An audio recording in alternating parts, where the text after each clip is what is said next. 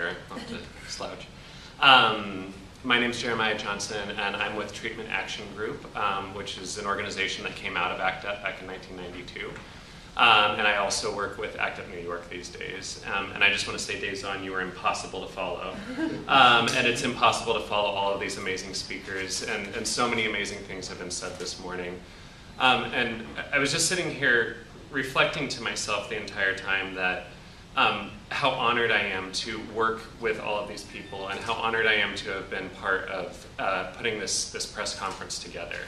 Because these are amazing people, these are amazing voices, these are the experts in this epidemic. And these are the voices that need to be present in every conversation that we have about HIV.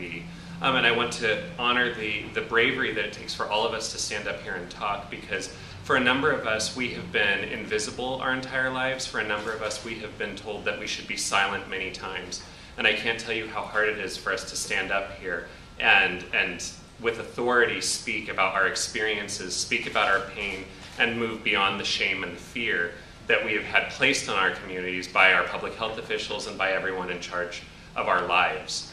I just want to echo some of the points that have been made by everyone here today. And one thing I wanted to thank any press members who came here today, because it's not a typical thing for HIV/AIDS to make the press anymore.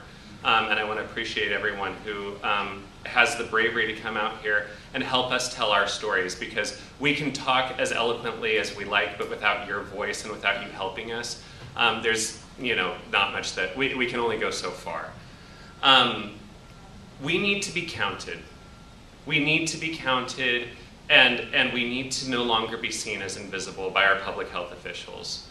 Over the course of the HIV epidemic, we have battled abuse and neglect of 1,000 forms over 3 decades. The Reagan administration back in the 80s did not want to acknowledge that this was going on. We wanted to just conveniently sweep this under the rug. After that, it was women don't get AIDS, they just die from it. And nowadays, it's transgender women don't get AIDS, they just die from it.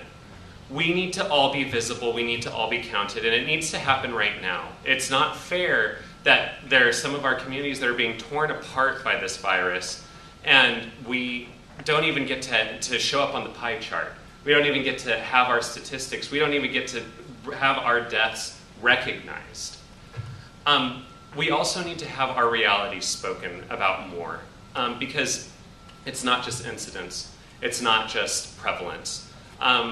The 50,000 number that keeps getting cited is a mask in some ways. It hides an epidemic of fear and shame that has gone on in our communities, despite the fact that there are real structural and contextual issues as to why we are unable to manage these epidemics in our communities, despite the fact that we work as hard as we do, despite the fact that Craig and Adolph are out there working as hard as they do and trying to be innovative in a climate with too few HIV prevention dollars to manage this epidemic. We are told over and over again that it's our fault, that it's our behavior that leads to this happening, that it's because we can't use condoms 100% of the time. Well, as was stated earlier, nobody can use condoms 100% of the time. And we need to be held to a standard that is fair, and we need to be given all of our prevention options in order to try and protect ourselves, and we need to have them given to us in contexts that allow us to take full advantage of it. As Craig mentioned, we have new tools now. It's incredibly hopeful in HIV prevention in many ways these days, because we do have pre-exposure prophylaxis. We also know that treatment as prevention works, which gives hope to HIV-positive individuals who don't want to pass the virus on to somebody else. We still have condoms. We still have post-exposure prophylaxis, which we have never taken full advantage of in this epidemic, which when taken within 72 hours of possible exposure can dramatically decrease your chance of getting HIV. We have all of these amazing options. We have them in front of us, but we can't take advantage of them without leadership, because we can't just feel around in the dark. Our communities are struggling right now with so many health disparities. We're dealing with homelessness. We're dealing with trying to find jobs. We're dealing with just trying to live our lives. We need leadership from the people who are supposed to protect us to properly invest that money and target it to the communities that need it most. to make sure that we are taking full advantage of all of those options, and to ensure that we're looking at the full context. I can say that one thing that we pressed the CDC on yesterday in our meeting was that they take leadership in trying to develop an implementation science agenda. Implementation science is sort of a new field that's coming out that takes a scientific approach to looking at not just these siloed interventions, but understanding how they move from clinical trial to individual use out in these communities. And it takes into account the critical enablers that need to occur, the physician education that needs to occur, the structural interventions counteracting HIV-related stigma, counteracting transphobia, homophobia, racism. We need an agenda that doesn't just say, you know what, we're going to put out another promotional campaign, we're going to try and promote these things, we're going to issue some guidelines, but we're not going to tell you how to implement those guidelines. We're not going to give you the resources to implement those guidelines, and we're not going to tell you how these things are supposed to work together. It's incredibly hard for our community to know how to integrate PrEP into our existing programs because we haven't had leadership on how to do that.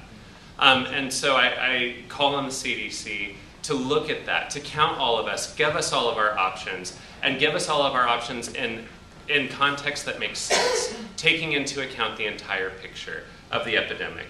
And we need urgency, as has been said, because this isn't just about incidence and prevalence. This is a social justice issue for so many of us. As a young gay man, now I'm 31, but when I was, I think that's still young. But back when I was 19, my life was defined by my fear of getting this virus and this feeling that it was inevitable because I knew that I couldn't use condoms 100% of the time. And that was the only option being given to me.